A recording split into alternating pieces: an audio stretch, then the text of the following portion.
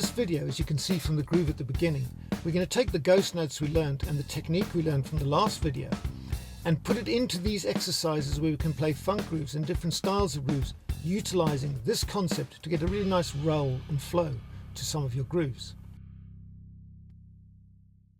So there's two little ghost notes in this that are quite tricky.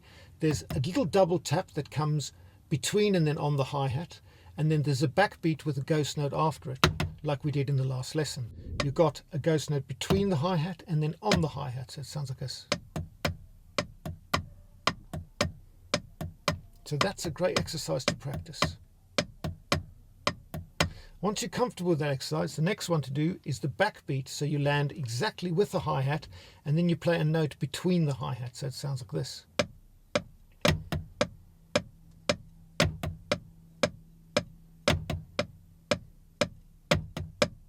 So that's the essence of the two problems within the pattern.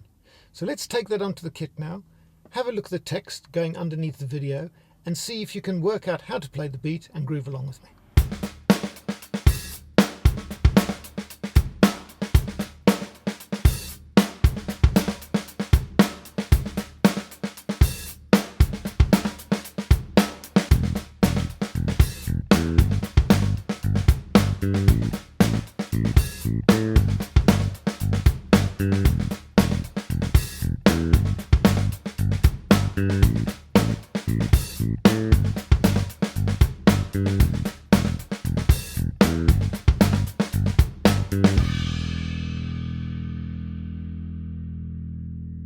This next groove has been inspired by an Afrobeat groove, but with more of a 4 on the floor on the bass drum to really lock it in and make it feel dancey.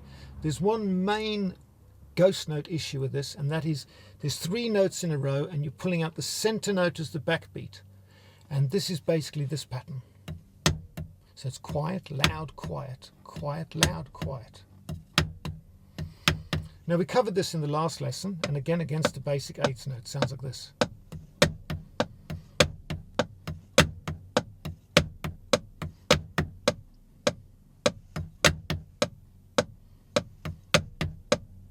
So once you can play that and you're very comfortable with that bit of coordination, let's jump on the kit and put it into this lovely groove.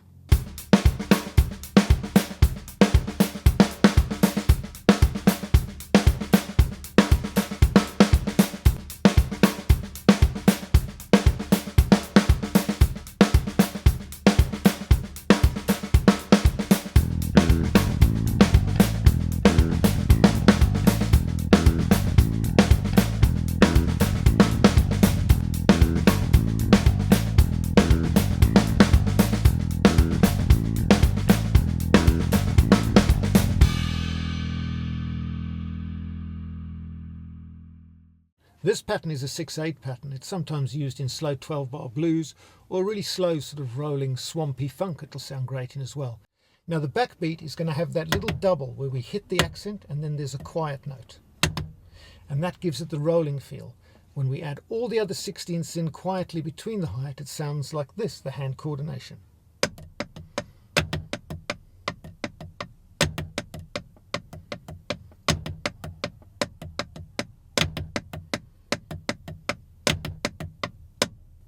So once you've got that comfortable, let's now take it over to the kit, groove along with it, then add a bass line and show it in a musical context.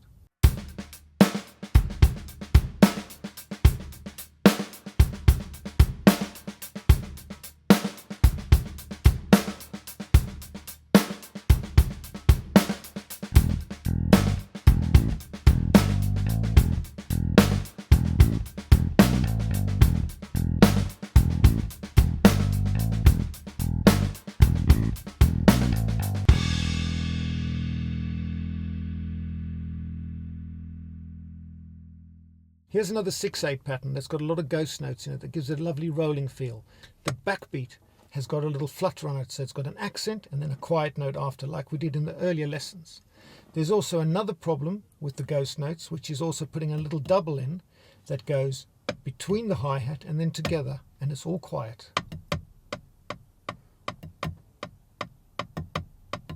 So that's the exercise.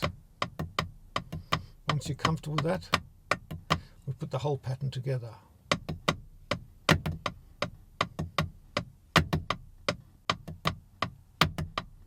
So that's the pattern with those two little ghost note issues in. Let's take what we've learned, put it on the kit, add a bass line for musical context and show you how this groove works.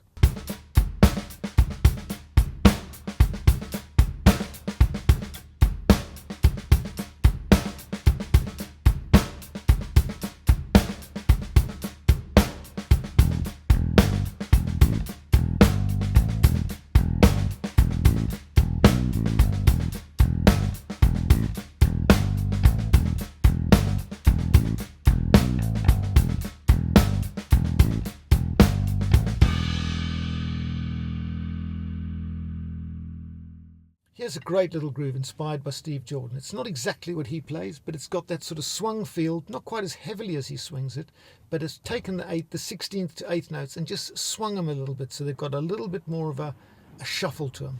But there's two little problems ghost note wise in this pattern. And again, there's the backbeat with the little note that flutters afterwards, and so it gives it that little echo, which is this. So it's the loud note and then the controlled note. And then we've also got the reverse of that, which is the quiet note and then the loud note. So it's a quiet note, whip back, and then snap down. That's the more tricky one. So if we put those two exercises together against the height, I'll show you how it is. So the backbeat would be, and the other one, quiet and into the snare. So once you've really got comfortable with those couple of little coordination problems of the ghost notes, let's go down to the studio, play the groove, make it feel great, add a bass line and show you musically how it should work.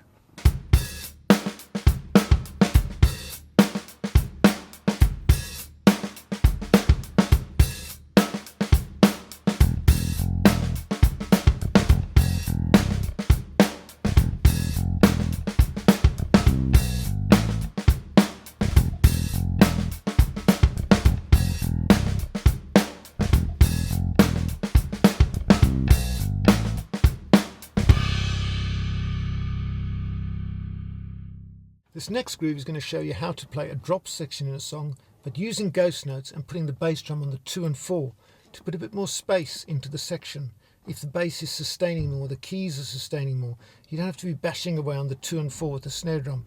You can flip it the other way around, make the bass drum the backbeat, put some beautiful inflections with the snare drum rolling and the ghost notes rolling on the snare drum, pull out a few accents and really make it groovy. And then when you move back into the last section of the song or the next up section, you bring the snare back on the 2 and 4. It really has some power. This pattern has one real ghost note problem that's a little bit tricky, and that's a triple note. So there's 3 notes in a row, but the accent's in the center note. So it sounds like this: quiet note, loud note, quiet note. So if the hi-hat was an 8th note,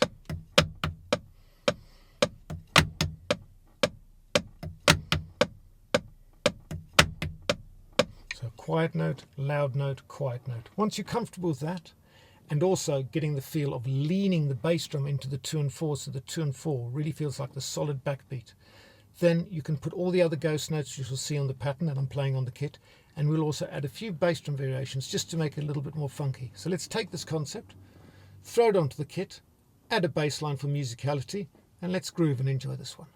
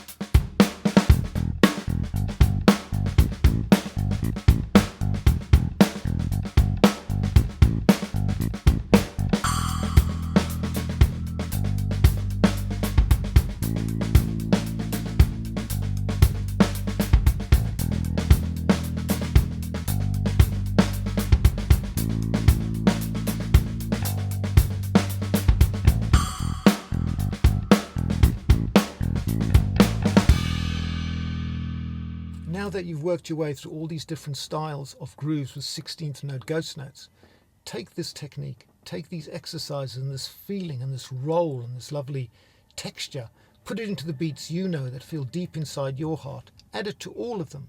Move the kick round, move the snare round, and really add a new flavour and a new level to your playing. Your bandmates will love playing with you when you play these notes. Don't overuse them.